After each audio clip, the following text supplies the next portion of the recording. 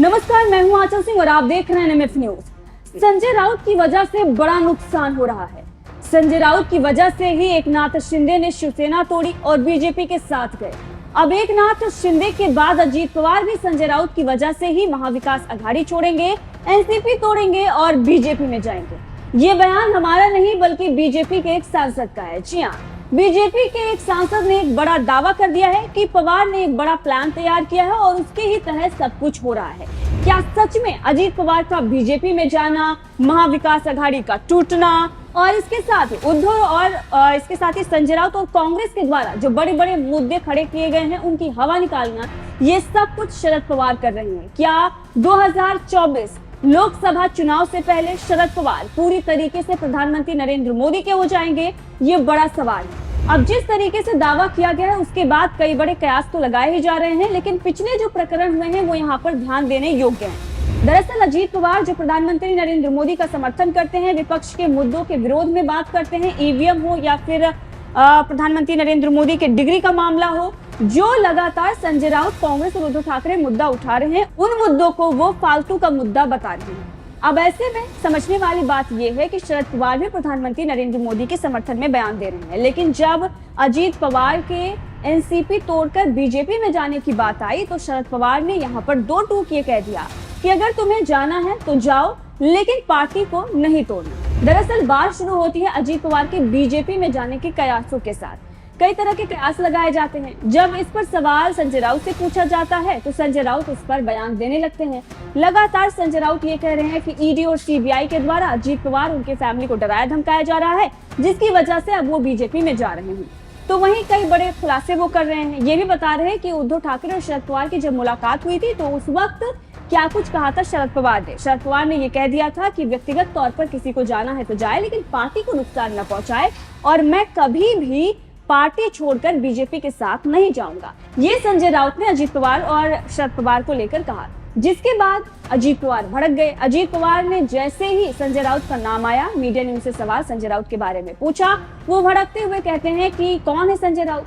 संजय राउत क्यों एनसीपी के प्रवक्ता बने हुए हैं? संजय राउत को हमारे बारे में बोलने की कोई जरूरत नहीं है, हमारे दल के वो प्रवक्ता नहीं है। अजीत पवार जैसे ही इतना बोलते हैं संजय राउत फटाक से जवाब देते हैं, क्योंकि संजय राउत जो हैं वो बड़बोले हैं। लगातार उनके बयानों की वजह से कई बड़ी जो स्थितियां हैं वो खड़ी हुई हैं और किस तरीके से उद्धव ठाकरे के बड़े बड़े काम बिगड़े हैं। अब इसी वजह से जैसे ही अजीत पवार ने बयान दिया तो संजय राउत इस पर भड़क कर बोल पड़े कि मैं किसी के बाप से नहीं डरता। यहाँ तक कि संजय राउत ने ये कह दिया कि तुम जब शिवसेना टूटी थी तो क्यों प्रवक्ता बने हुए थे शिवसेना के? मतलब यहाँ पर साफ है कि दोनों जो पार्टियां हैं एक दूसरे को मिटाने पर तुली हुई हैं और किस तरीके से दोनों में प्रतिशोध है। संजय राउत यहाँ तक बोल गए कि मैं सिर्फ पवार की सुनता हूँ, मैं किसी और की नहीं सुनता। इसके साथ उन्होंने ये भी कह दिया कि जो कुछ मैंने कहा है वो सत्य है। अब आपस में अजीत पवार और संजय राउत के बीच में जो है वो घमासान मचा हुआ है। मीडिया के सामने भी है किस तरीके से दोनों एक दूसरे पर वार पलटवार कर रहे हैं। लेकिन इसी बीच जो सबसे बड़ी खबर ये आई कि अजीत पवार बीजेपी में शामिल हो रहे हैं और ये प्लान जो है वो शरद पवार ने तैयार किया है। इस पर जो है अब इस पर चर्चा शुरू हो गई कि क्या शरद पवार ने ये पूरा प्लान तैयार किया है। संजय राउत को यहाँ पर मोहरा बनाकर पूरा प्लान जो है उसको इम्प्लीमेंट किया जा रहा है, क्योंकि ये दावा जो है वो बीजेपी के एक सांसद के द्वारा ही किया गया है। इसके साथ ही बीजेपी के बड़े नेता ने भी संजय राउत को लेकर एक बड़ा बयान दिया है। दरअसल बीजेपी के जो सांसद हैं उन्होंने क्या दावा किया है इसके बारे में आपको बताते हैं और उसके बाद बीजेपी के बड़े नेता ने क्या बयान दे दिया है जिसके बाद हड़कंप मच गया है वो भी आपको बताते हैं। सबसे पहले आपको बताते हैं बीजेपी के सांसद के बयान के बारे में। दरअसल बीजेपी सांसद अनिल बोंडे ने मीडिया से बात करते हुए बयान दिया और कहा कि संजय राउत की वजह से शिवसेना तोड़कर एकनाथ शिंदे गए। संजय राउत की वजह से महाविकास अघाड़ी और एनसीपी छोड़कर अजीत पवार चले जाएंगे। संजय राउत से कितना बड़ा नुकसान हो रहा है ये समझा जा सकता है। ये सब शरद पवार के प्लान के मुताबिक संजय राउत को जरिया बनाकर किया जा रहा है। अब ये जो बयान दिया उसके बाद ये कहा जा रहा है कि शरद पवार जो है वो इन सब के पीछे हैं, क्योंकि शरद पवार भी प्रधानमंत्री नरेंद्र मोदी के समर्थन में बयान दे रहे थे। भले ही अजीत पवार बीजेपी में जा रहे हों, लेकिन बैक सपोर्ट जो है वो शरद पवार का है। शरद पवार ही हैं इस सब के पीछे, क्योंकि इसके बाद बीजेपी प्रदेश अध्यक्ष चंद्रशेखर बावनकुले ने भी एक बयान दिया। उन्होंने कहा कि महाविकास आघाड़ी में लगातार अजीत पवार को टारगेट किया जा रहा है, जबकि सच्चाई ये है कि वो बीजेपी के संपर्क में नहीं है। पिछले 3 महीने से उनसे मेरी मुलाकात नहीं हुई। वहीं बीजेपी विधायक प्रवीण दरेकर ने भी इस पर बयान दिया। उन्होंने कहा कि आज अजीत पवार ने झल्ला कर कह दिया कि कौन संजय राउत। कुछ दिनों पहले केंद्रीय मंत्री नारायण राणे ने भी ऐसा ही कहा था। अब गली गली में लोग ये कहना शुरू कर देंगे।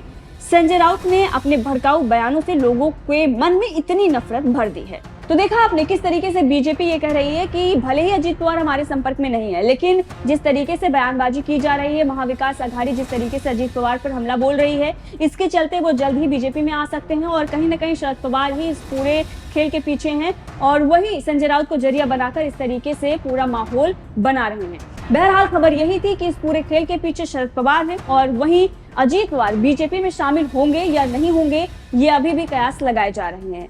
जिस तरीके की बयानबाजी हो रही है उससे ये साफ नजर आ रहा है कि कुछ तो बड़ा होने वाला है, जैसे कि सुप्रिया सुले ने भी कुछ दिन पहले बयान दिया था। उनका जो नकाब था वो हमने उतार दिया। जिस तरह से इस देश की अपोजिशन की जो पार्टीज है ये तोड़ने के लिए जिस तरह से केंद्रीय जांच एजेंसी का इस्तेमाल किया जा रहा है, सबसे ज्यादा इस्तेमाल बंगाल, पश्चिम बंगाल, महाराष्ट्र, बिहार में हो रहा है, आपने देखा होगा। तो मुझे लगता है हम सब लोग ये षड्यंत्र के खिलाफ लड़ने के लिए तैयार हैं और डट के लड़ेंगे। सर, आपको व्यक्तिगत तौर पे टारगेट किया गया है अजीत दादा पवार की तरफ से, क्योंकि आपने सच कहा था, उस पर आप क्या जवाब देंगे? अगर मैंने सच कहा है इसलिए मुझे कोई टारगेट करता है तो मैं मानता हूं कि मैं सच बोलता रहूंगा और सच कहता रहूंगा, और मुझे किसी ने टारगेट किया है इसके लिए मैं पीछे हटने वाला आदमी नहीं हूं। मैं हमेशा सच ही बोलता हूं, मैं किसी के बाप को डरता नहीं। ठीक है, तो इसका अर्थ ये है कि आपने सामना में जो लिखा था वो एक एक शब्द सही था अबाउट प्रेशर के एनसीपी के विधायकों पर दबाव। आज जरूर सामना हमेशा सच लिखता और बोलता है, इसमें छुपाने की क्या बात है। आप जाकर पूछिए हसन मुश्तिक साहब को उनके ऊपर प्रेशर है क्या नहीं। आप जाकर पूछे अनिल देशमुख जी को उनके ऊपर प्रेशर है क्या नहीं। आप जाकर पूछे जितेंद्र आवाड़ जी को उनके ऊपर प्रेशर है क्या नहीं। और कितने नाम चाहिए आपको मुझे बताइए। आप जाइए प्रफुल्ल पटेल जी के यहाँ और उनको पूछिए कि आपके ऊपर प्रेशर है या नहीं। जिस तरह से जांच एजेंसी सेंट्रल प्रेशर बनाकर फिर बीजेपी ऑपरेशन कर रही है, उसके ऊपर अगर हमारे जैसे लोग बोलते हैं तो जरूर बीजेपी को गुस्सा होना चाहिए और किसी को गुस्सा होने की जरूरत नहीं है। लेकिन सर, अजीत दादा अपने बयानों से आप पर सवाल खड़े कर, आपकी विश्वसनीयता पर सवाल खड़े कर, वो क्या कर सकते हैं। मेरी विश्वास पवार साहब खड़े कर सकते हैं, शरद पवार साहब की बात नहीं मानूंगा। सर, एक सवाल ये है कि कल अजीत दादा ने जो सफाई दी उसमें कहा कि जो मुखपत्र में आप लिखे उनको अपनी पार्टी के बारे में लिखना है। क्या लिखे हैं आपको मालूम है मैंने क्या लिखा है? उनका कहना है कि क्या लिखा है? आपने कहा था कि इस तरह के ऑपरेशन होने वाले हैं। फिर उसमें गलत क्या है? ये क्या किसी पार्टी के बारे में मैंने कहा कि महाराष्ट्र में अपोजिशन को तोड़ने की कोशिश हो रही है। ये सच है या झूठ है? ये अजीत दादा ने बताना चाहिए। क्या शिवसेना को नहीं तोड़ा?